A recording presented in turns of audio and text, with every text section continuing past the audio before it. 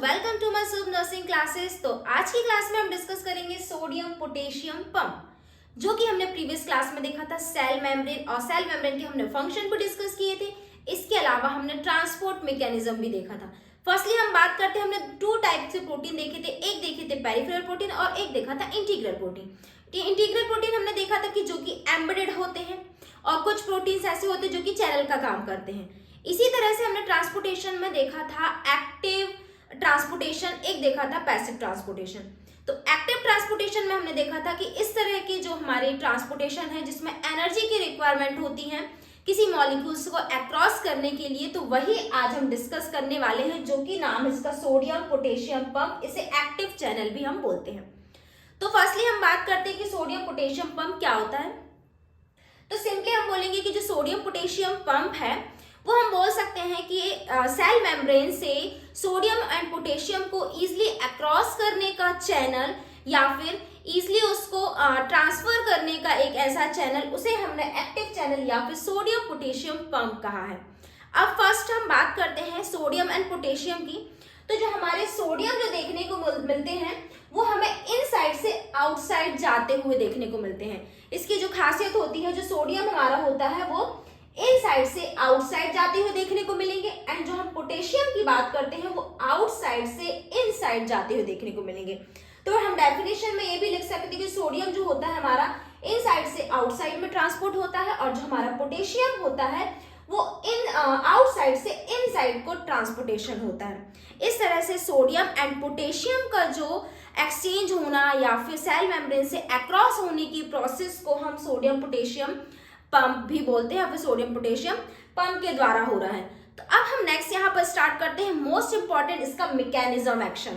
तो जो sodium potassium pump है वो एक्शन कैसे करता है या फिर ये काम कैसे करता है।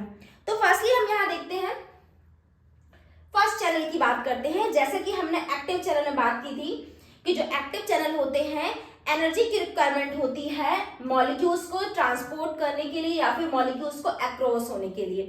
तो फर्स्टली हम देखते हैं यहाँ पर फर्स्ट स्टेप देखते हैं, या फिर फर्स्ट चैनल की बात करते हैं।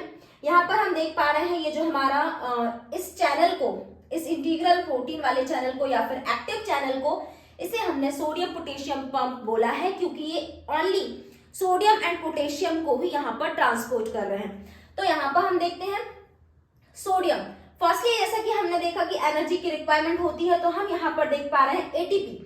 तो एटीपी जो कि प्रेजेंट है एनर्जी के रूप में, तो ये एनर्जी मतलब फॉस्फेट हमारे यहाँ पर जाएगा, मतलब चैनल में स्प्लिट होगा या फिर चैनल पर जाके यहाँ पर चिपक जाएगा, मतलब यहाँ पर जाके एनर्जी प्रोवाइड करेगा। इससे चैनल का शेप चेंज होता है। जैसा कि हम देख पा रहे हैं यहाँ पर जो चैनल का शेप है वो हमें ओपन देखने को मिल गया। तो ये सब फॉस्फेट के कारण हुआ, मतलब एटीपी के कारण हुआ, तो चैनल चेंज हो गया। देन हम देखते हैं चैनल चेंज होने के बाद सेकंड स्टेप में हम देखते हैं कि जो सोडियम, जैसे कि हमने देखा था कि इनसाइड से आउटसाइड जाते हुए हमें सोडियम देखने को मिलते हैं। तो ये जो हमारे सोडियम है चैनल चेंज हुआ। देन सेकंड स्टेप में हम देखते हैं कि सोडियम यहाँ पर बाइंड हो गए, और सोडियम के लिए यहाँ पर स्पेस भी रखा है। वन टाइम में 3 सोडियम यहाँ पर बाइंड देखने को मिले हमें। नेक्स्ट हम बात करते हैं, यहाँ पर 3 सोडियम बाइंड हो जाते हैं। एक चीज और मैं बताना भूल गई आप लोग को कि जो 3 सोडियम वन टाइम में 3 सोडियम एंड वन टाइम में 2 फॉस्फेट यहाँ पर बाइंड होते हैं। तो जैसा कि हम यहाँ पर देख पा रहे हैं, तो 3 सोडियम यहाँ पर बाइंड हो जाते हैं। देन यहाँ पर 3 सोडियम बाइंड होने के बाद हमें चैनल नेक्स्ट स्टेप में देखते हैं कि चैनल यहाँ पर हमें चेंज देखने को मिलता है। फिर से चैनल चेंज होता है।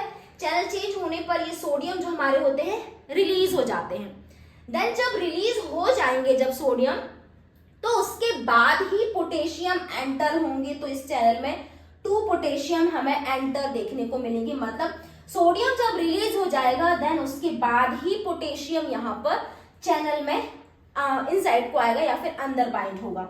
नेक्स्ट स्टेप में हम देखते हैं कि जो हमारा पोटेशियम है वो रिलीज हो जाता है। इस तरह से हमारी जो सोडियम पोटेशियम पंप की प्रोसेस है वो देखने को मिल जाती है। इस तरह से सोडियम हमें इनसाइड से आउटसाइड जाने को मिलता है, और पोटेशियम जो हमें देखने को मिलता है आउटसाइड से इनसाइड। इस तरह से हमारा sodium and potassium cell membrane से ट्रांसफर होने देखने को मिलता है, या फिर अक्रॉस होता हुआ देखने को मिलता है। तो ये तो था हमारा सोडियम पोटेशियम पंप।